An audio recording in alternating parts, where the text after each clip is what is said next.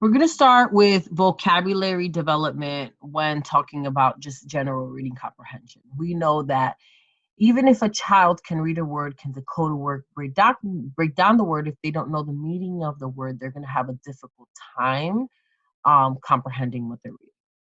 So vocabulary development is the language load that a person has. So this is all the language that they learn all the way that when they're, 1.5, when they first say their first words, all the way up to the end, right? So all these words that a person acquires as they grow up in order to not only comprehend text, but also to communicate in general. So reading and vocabulary instruction go hand in hand to improve comprehension and communication. We just do not need it for reading comprehension. We need it for writing. We need it for how we express ourselves, right? We all know that when we have the correct words, people look at us different. People understand us different. There's a certain level of a perceived academic knowledge that comes with vocabulary development. So there are two major methods of vocabulary instruction. The first one is expressive vocabulary, and the second one is receptive. And the way I like to remember these two is that expressive is the one we learn when other people express themselves, right? The one that we learn by mistake, incidental, we'll go a little bit more into that. The words that we learn their meanings just because other people have said them through exposure. And the last one is receptive. And I like to say receptive is the vocabulary we receive from others. So this is where teachers live the most in. They mostly live in the receptive because we're explicitly teaching the vocabulary, but we definitely have an area to influence them in the expressive vocabulary category. Let's jump right into what expressive vocabulary is. Expressive vocabulary is the incidental learning of words by hearing others speak. And this is the way children first start to learn words, right? They hear the word, they repeat the word, they don't necessarily know the meaning of the word, but they notice the reaction of the adults around them, and now they start to put meaning to the word. So this is all the language they learn through exposure from other people speaking, from what they see on TV. This is the language that they're learning. This is the language they're walking in with. But it doesn't stop developing there.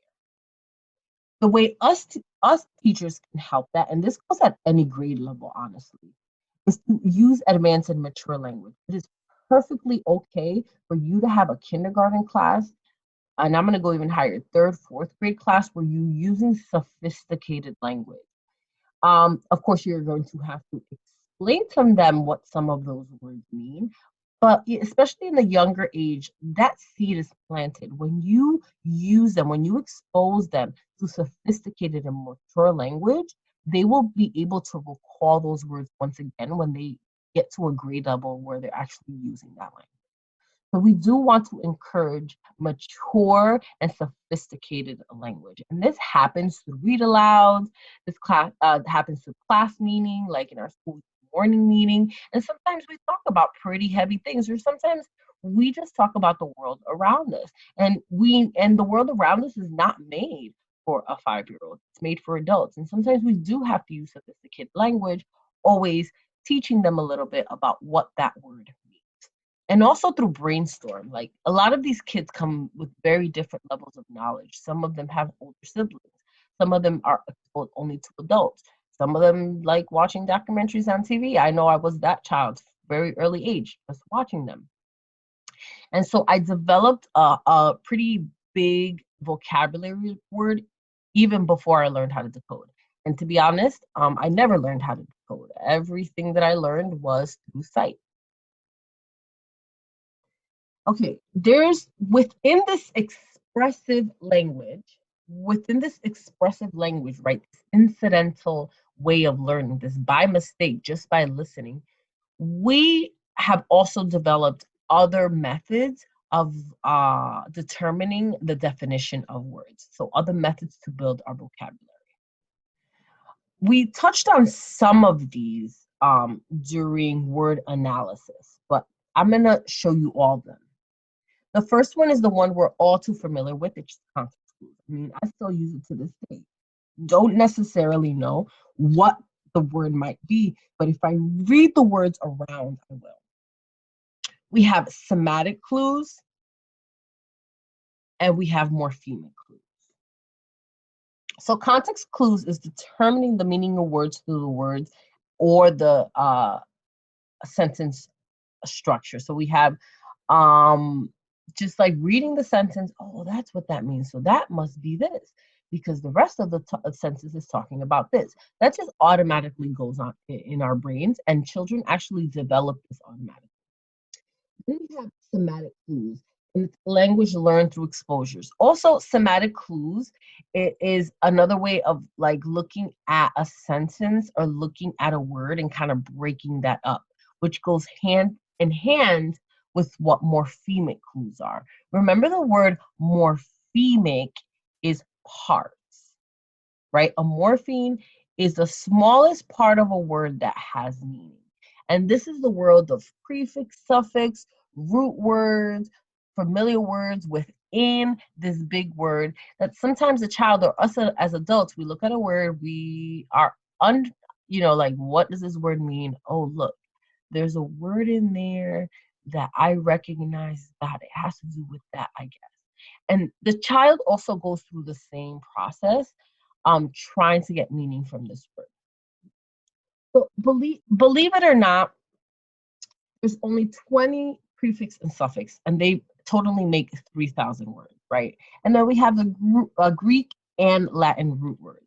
I honestly do not know how to determine the difference between Greek and Latin words. Like, if I'm going to be completely transparent, I think I'm better at identifying Latin words because I speak another romantic language, which is Spanish. I not only speak, I read and I write.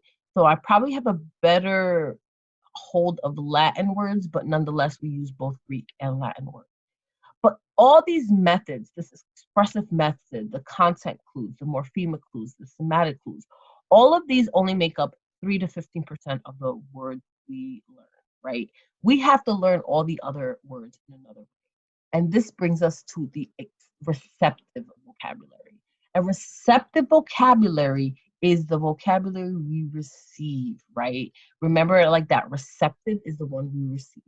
And this is the vocabulary that is explicitly taught, right? This is where teachers mostly live in. They explicitly talk. They made a point about teaching these words, whether it looks like just before a guided reading session and this word means this, to give context to the story that they're reading, or in content like science and social studies, where you really have to teach specific words that is going to make the information more receptive to the child. And this happens through explicit vocabulary instruction. I already gave you 2 examples, whether it's to expose them to the word and give them the definition, or have them themselves look up the definition.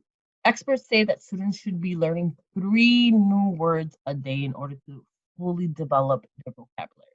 And within content words, we have 3 tiers of words, and we're going to learn what those 3 tiers are, and how important it is to do some cross-content teaching. All right, so here we have the tier of vocabulary development, right? And this is, remember, receptive language. And an interesting fact about this, there's 2 methods this is taught, sorry. There's 2 methods. One of them is the way I am going to show you now, and the other method is actually the name of these tiers. So tier 1 are the sight words, tier 2 are the literacy words, and tier 3 are the content specific, right? There are still some schools of learning for the foundations of teaching that are teaching that tier 1 are welfare words, tier 2 are working class words, and tier 3 are professional words.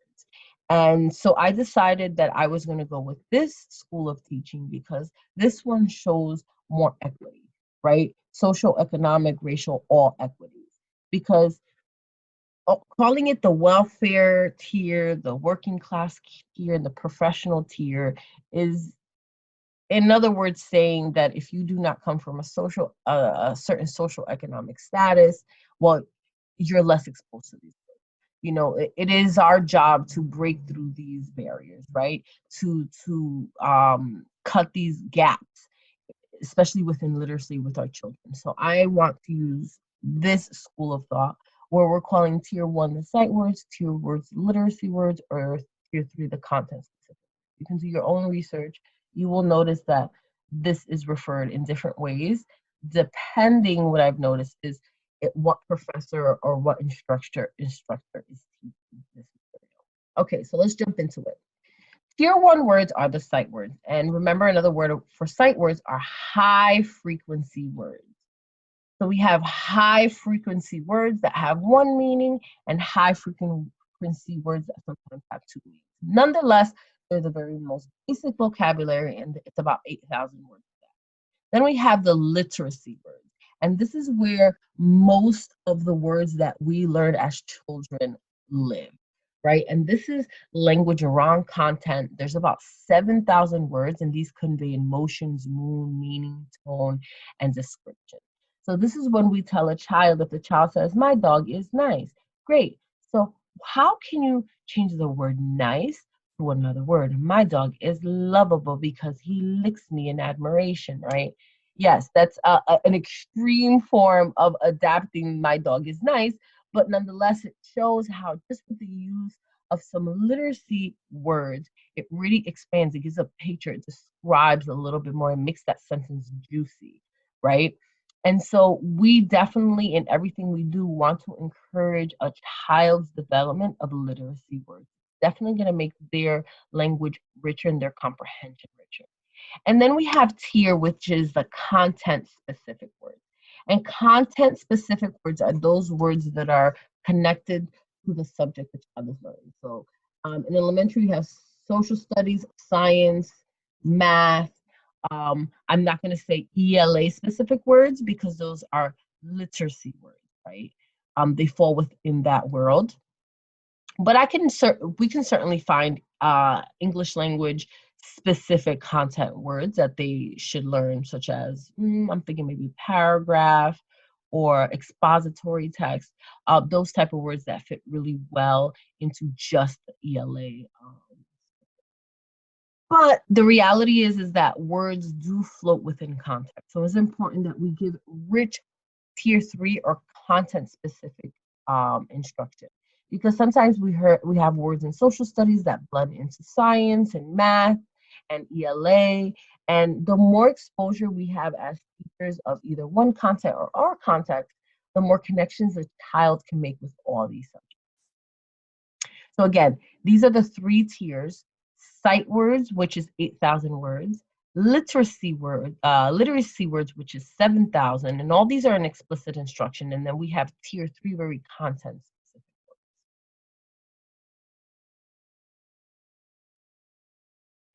So we're going to go ahead and jump into some questions now.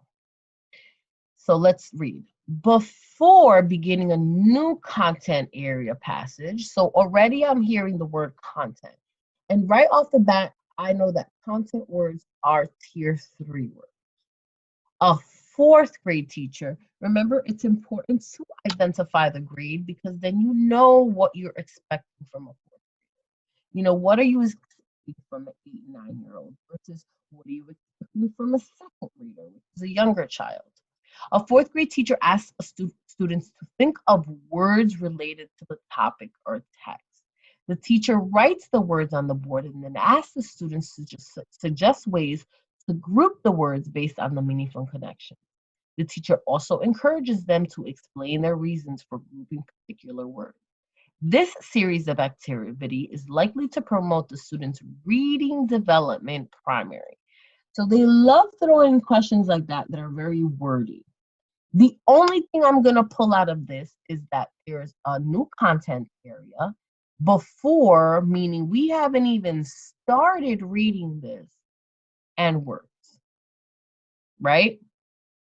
And the activity is pretty good too. The activity, they have to group up to make the connection. But its most basic, I'm going to pull out content area, which I know that content area vocabulary word development is tier 3 for 4th grade and before.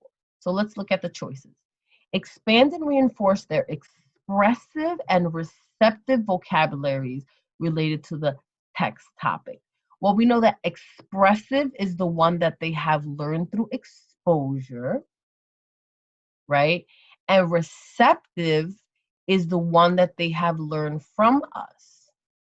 So I'm going to go ahead and put teachers is the one they receive.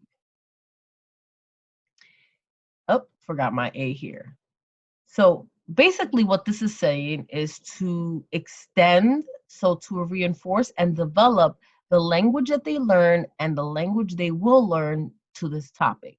That sounds really, really strong, but I'm not going to stop. I'm going to continue because we might have another choice that is better.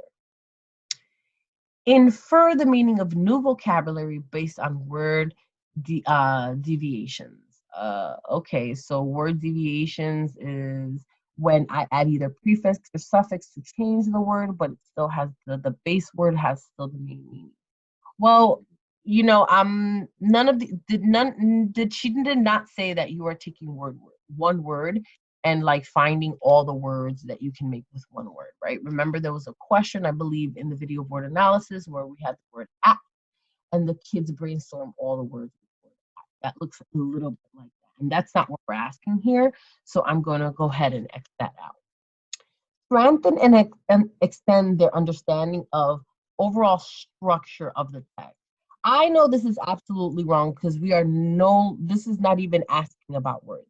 The structure of the text would be, is this, how many paragraphs, the introduction, the conclusion, the hammer inside, is this an expository text, right? Those features, and this has nothing to do with that. So this is completely out of the question. So let's go to D. Verify word meaning in the text by incorporating synatics and semantic clues. And if you are confused about what synatic and semantic clues are, just know that this is finding meaning either from the word or the text, similar to context clues. So I always like here, clues from the word or clues from the text into their word analysis. We are not in the word analysis. We are in the word of vocabulary development. So this is actually too low a level. You're not asking them to decode. So I'm going to go ahead with A, to extend and reinforce the language that they already know with the language that I'm going to teach relating to this topic. An example of a 4th grade subject like this would be in a science lesson. And friends, what do we know what photosynthesis is, right? And some kids might know what photosynthesis is, some kids might not. But what do you know about plants and how they produce food? And they're just going to give me a bunch of words. And now I'm going to connect the words that they know with the known words that they're going to learn, like photosynthesis. Absolutely right. A is the answer. Let's do another one. A 2nd grade teacher, so it is important to note the grade because again, what do you expect from a 2nd grader? A 2nd grade teacher demonstrates, a 2nd grade student, demonstrates automatic decoding of regular and irregular words. This means that child knows how to break down words, knows how to read both regular and irregular words. Remember, when we're going down the spectrum, that means they know all the rules, multisyllabic rules, sight words, all of them. So they are reading at 2nd grade level. However, the students frequent experiences poor text comprehension. So here's this world, and in the next section, we're going to talk about comprehension. The child could read. And I remember in 1st grade, I had a child like this where, oh my goodness, she read beautifully. She would pick up that book, her book handling skills were on point, and she's beautiful reading, could not comprehend what was going on in the story, right? And chances are because there were words in there that like she had never read, but she knows how to break them down, but she doesn't really know them. So I just jumped a little too far, but let's continue. Which of the following is the first step that the teacher should take in order to promote the student's reading proficiency? So evaluate the student's ability to apply grade level phonics. This is already established that the child knows how to read. So this is actually too low of a level. They know how to apply phonics rules. Let's go with B. Determining the rate of a student's phonological processing. So rate means speed. So determine the speed by which the student processes sound. Remember that phonological awareness is sound, and this has nothing to do with sound or the rate by which they are processing sound. So again, this is way too low. And this is the importance about understanding the vocabulary from from all sections in order to know what knowledge you're actually applying.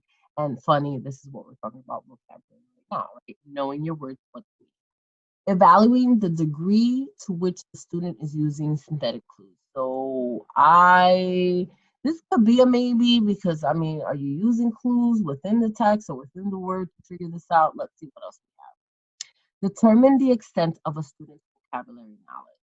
So the reason why I'm not going to pick C is because the skills of context clues and semantic and synthetic syntactic clues are actually higher. This is usually within late third, so I'm going to say fourth to fifth grade skill, even up there, to be able to grab clues from the text and determine. I mean, some kids can do it at all levels, but I'm not expecting a second grader to really have this down.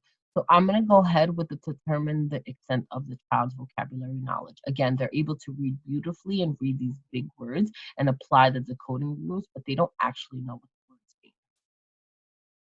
And there we go. The answer is D. So let's go ahead and do the last one. A fifth grade teacher, again, it is important to acknowledge the grade because what are you expecting from a fifth grader that you're not going to expect from a second grader? Is about to begin a new unit of weather and climate. Already I'm seeing content here. So this is going to be a tier 3, right? Tier 3 is content. Which of the following types of vocabulary words from the unit would be most appropriate to teach to pre-teach? So to teach before you even started. We're starting a new unit, a tier 3 level words. Why do we teach tier 3 level words? Well, to comprehend specific content. Got it. Words that are conceptually challenging. So the word conceptually means, the mental processing, the logical processing of these words, like the connections that they make. I'm going to go ahead and do a magic maybe. Maybe. And I don't stop there. Please do not stop there. Please continue because they will give you choices that are very strong at the beginning and you think that's it. And because you're rushing or you're tired because you're at question 50 and you still have 50 more to go plus 2 essays. No, like take the time. You have the 4 hours. High frequency phonetically irregular words.